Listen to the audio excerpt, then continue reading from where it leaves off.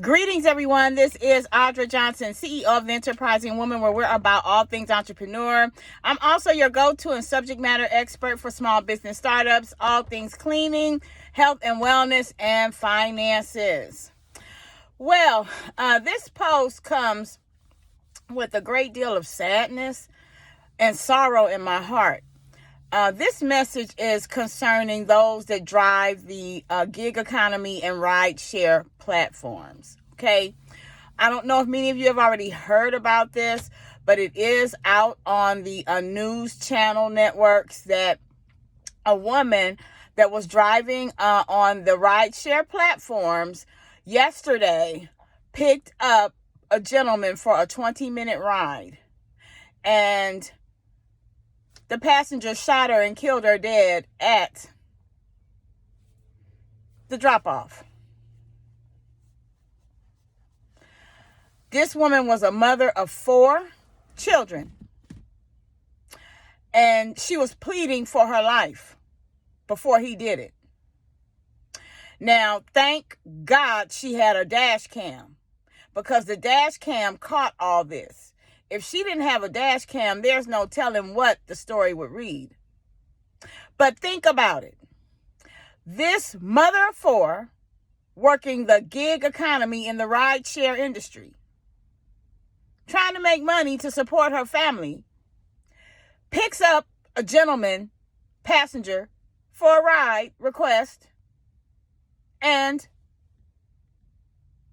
she has no clue this is going to be her last ride. You know, I'm going to tell you something. I used to drive on those platforms years ago.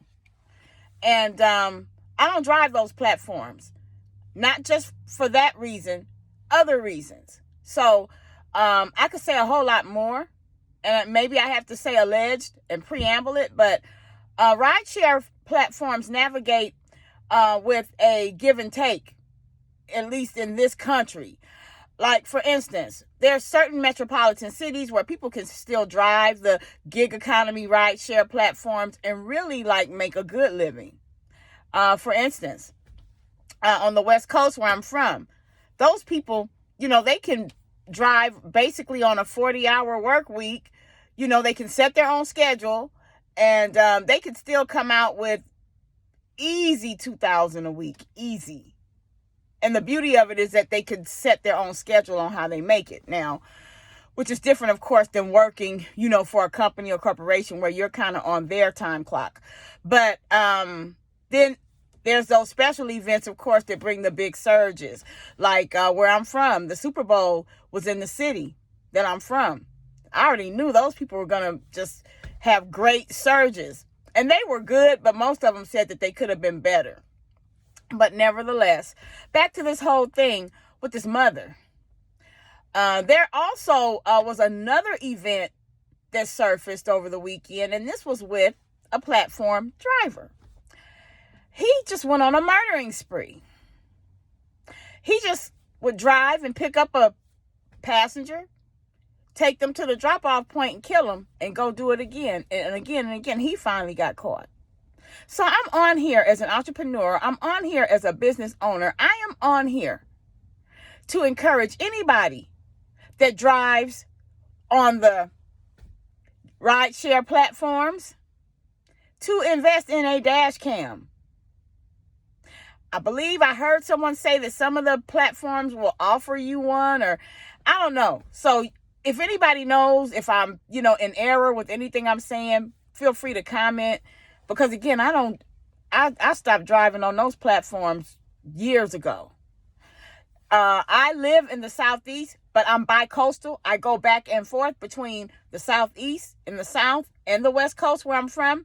And with that being the case, I get to see the difference.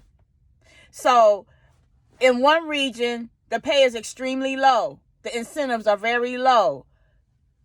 The surges, if any, are very low. But in the metropolitan cities, everything is increased. Even in the South, in some of your major cities, such as Atlanta, those people, if they're strategic about how they want to do it and take their time and map and scale out a plan, they can still make pretty decent money. But the bottom line is this: with rideshare platforms and any other gig economy, there was a time 10, 12 years ago when some of these rideshare companies entered in cities, and the individuals in the cities would make really good money. Because in the beginning, rideshare platforms were created for people that were business people that would travel. That's why we know in certain metropolitan cities there are different classes and categories of the rides that people can request. In some places where they're metropolitan cities and international airports, they have different categories. There could be 6, 7 different categories of rides that a person can request. There's an executive level, even in the rideshare business, that if you purchase a certain vehicle, SUV, luxury vehicle, you can drive on that platform, and you can drive under a different category. Okay, and you can still make money, but of course it's just based on supply and demand. And of course we know the more rideshare workers, the less the demand can be. Okay, so that's the balancing act, as I was explaining earlier. Okay, so in the metropolitan cities, they'll pay more. They know the demand is more. That goes back to supply and demand. And if you're in business, if you don't know what supply and demand is, you need to stop right now and go read about supply and demand. You need to read about international business. You need to read about business. Okay? Don't just trust the TV to teach you. Too much psychological programming and mental manipulation going on these different avenues of communication. Anyway, so long story short, this is really, like I say, for those that are on the rideshare platform. Please invest in a dash cam. You know, I haven't done my research, not yet, but I wonder how many people have been murdered while driving rideshare. How many people have been assaulted while driving rideshare? How many people have been raped riding rideshare? How many people have had their own personal vehicles stolen from them while driving rideshare? I can tell you some stories. Now, I have not experienced these things, but I know people that have. So, if you don't have a dash cam by now, get one. Get one. Your safety is important. There's no incentive. There is no tier, because we know some of the rideshare platforms, some years back, they created these tiers, each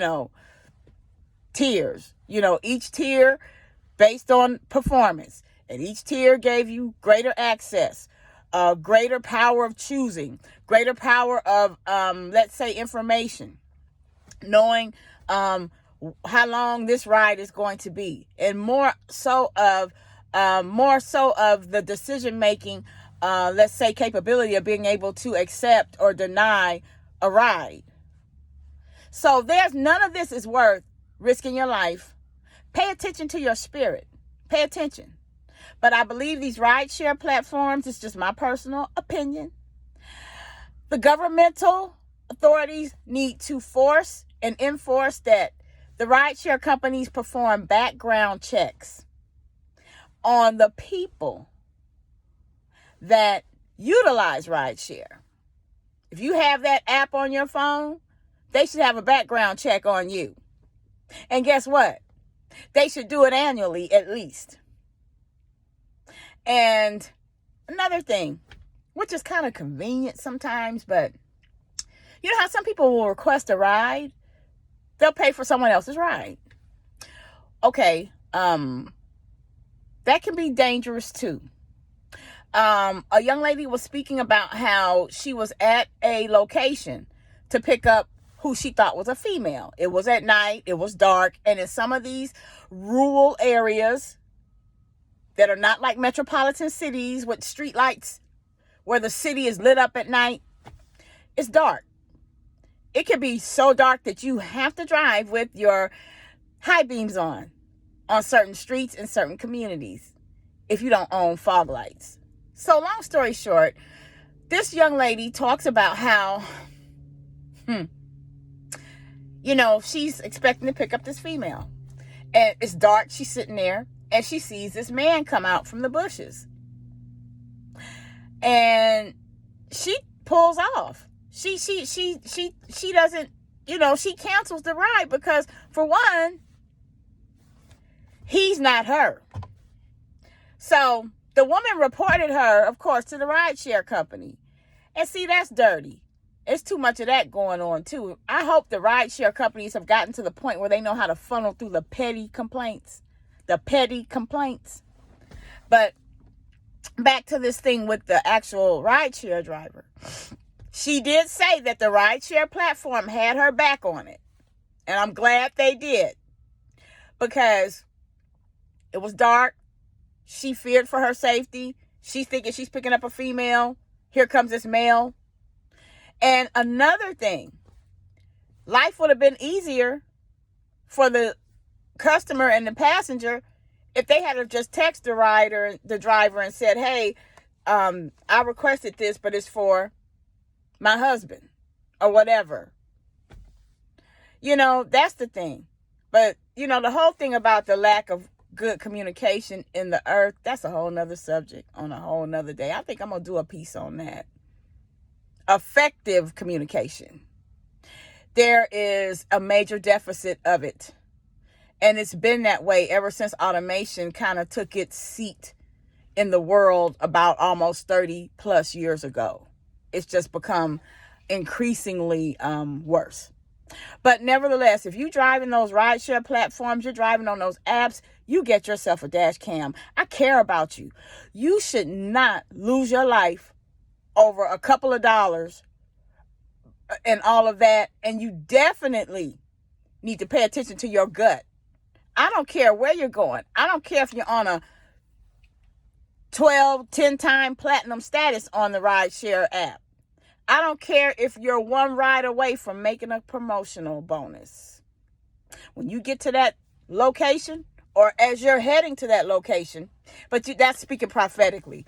Everybody doesn't have that gift. I definitely do. But if you're at that location and someone's feeling funny, there's no dollar, there's no promotion, there's no tier, there's no rank that's worth you risking your life. So everyone, have a wonderful and phenomenal day. I'm going to get in here and get this workout going, and I will talk to you later.